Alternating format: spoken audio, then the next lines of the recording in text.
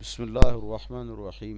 Student, आज हम तीसरी जमात में उर्दू की किताब का सबक अपनी मदद आप पढ़ेंगे। एक चिड़िया ने जवार के खेत में घोंसला बनाया।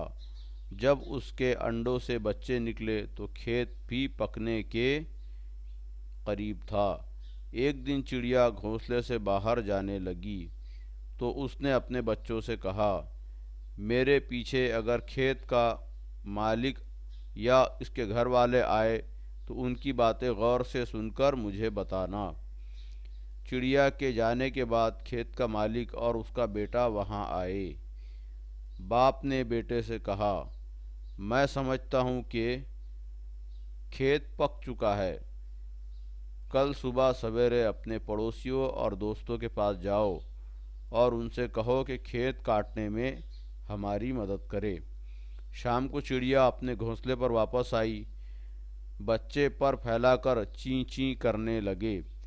उन्होंने किसान से जो सुना था वो कह सुनाया और बोले, माँ, हमें जल्दी से जल्दी यहाँ से ले चल, कहीं खेत का साथ हमारा घोंसला भी ना कट जाए। माँ ने कहा, बच्चों, घबराने की कोई बात नहीं। खेत के मालिक ने अपने पड़ोसियों और दोस्तों पर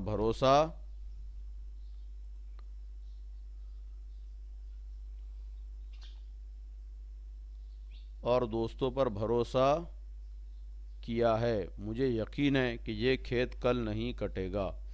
दूसरे रोज़ चिड़िया जब बाहर जाने लगी तो चलते हुए कहती गई, बच्चों, खेत के मालिक की बातें गौर से सुनकर मुझे बताना।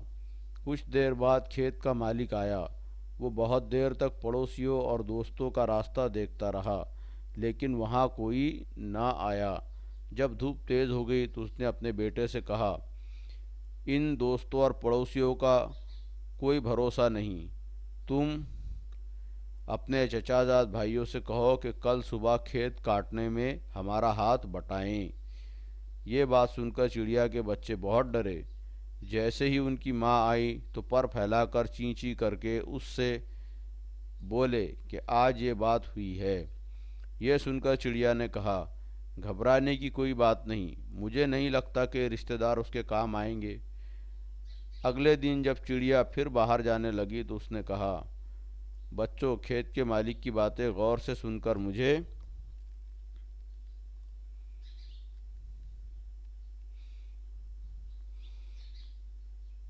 बताना।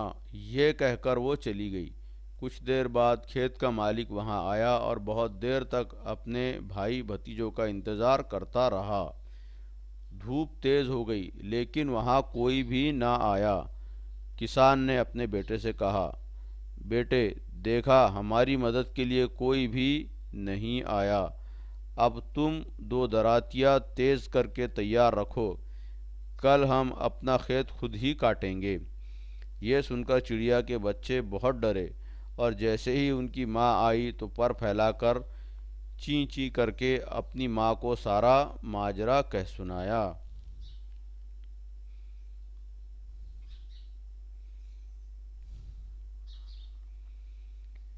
ये बातें सुनकर चिड़िया ने कहा, बच्चों, अब हमें यहाँ से चले जाना चाहिए। ये खेत अब कल ज़रूर कट जाएगा। जब आदमी अपना काम आप करने के लिए तैयार होता है वो काम होकर रहता है। ये कहकर वो उसी वक्त अपने बच्चों को लेकर वहाँ से दूसरी जगह चली गई। दूसरे दिन खेत के मालिक और उसके बेटे ने खेत की कटाई शुरू कर दी। Thank you.